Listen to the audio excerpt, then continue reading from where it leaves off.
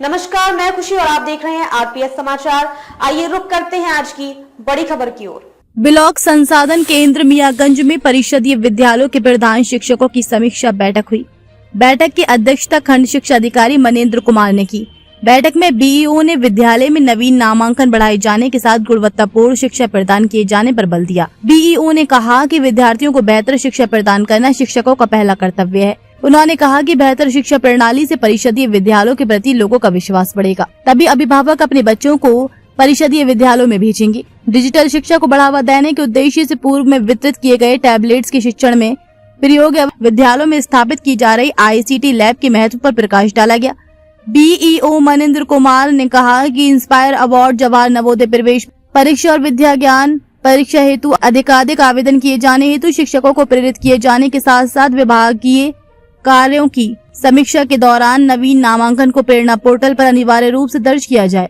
उन्होंने कहा कि पुस्तक वितरण यूडाइस पोर्टल पर स्टूडेंट प्रोग्रेशन और प्रोफाइल फीडिंग का कार्य कंपोजिट ग्रांट के अंतर्गत विद्यालयों में ग्रीन मैट, ग्रीन बोर्ड की उपलब्धता के साथ साथ अन्य आवश्यक सामग्री का नियमानुसार क्रय किया जाए। उन्होंने इको क्लब का गठन एवं उसकी गतिविधियां, गुणवत्तापूर्ण बैठकों के आयोजन पर भी बल दिया।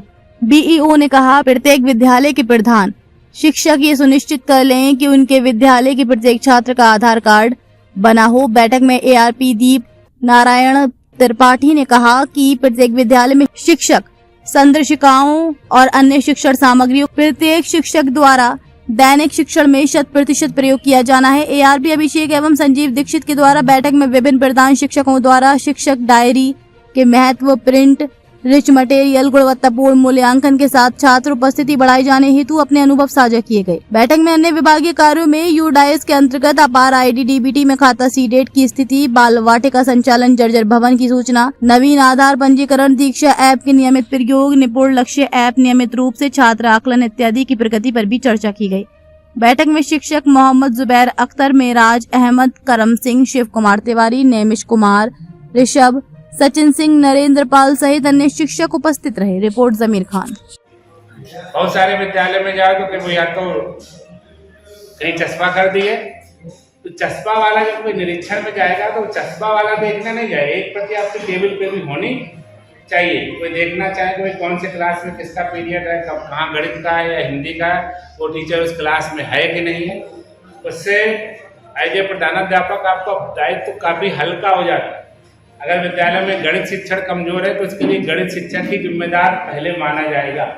यदि आप टाइम टेबल नहीं है तो फिर बहुत सारी जिम्मेदारियां किसकी हो जाती हैं, प्रधानाध्यापक। तो टाइम टेबल बना हुआ है, उसका अनुपालन भी कराइए, जिससे कि अगर कहीं किसी विषय संबंधित कोई कमजोरी आती है, पठन पाठन से रिलेटेड या किसी सब्जेक्ट की कार्यपुस्तिका चेक नहीं है, उससे उस शिक्षक का उत्तरदायित्व निर्धारित किया जा सके, जिसको समय सारणी में दायित्व उसको दिया गया।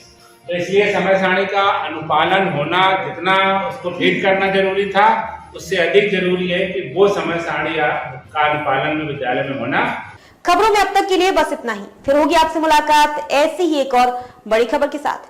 तब तक के लिए नमस्कार और देखते रहिए आरपीएस समाचार। ऐसे ही लेटेस्ट अपडेट्स के लिए हमारे चैनल आरपीएस समाचार को सब्सक्राइब करें और तुरंत नोटिफिकेशन पाने के लिए बेल आइकन प्रेस करना ना भूलें। अगर आपको हमारी खबर पसंद आई हो तो इसे ज्यादा से ज्यादा लोगों तक जरूर पहुंचाएं। हमारे वीडियो को लाइक कर चैनल को सब्सक्राइब करना ना भूलें। इस वीडियो के बारे में आपकी क्या राय है, कमेंट सेक्शन में जरूर बताएं।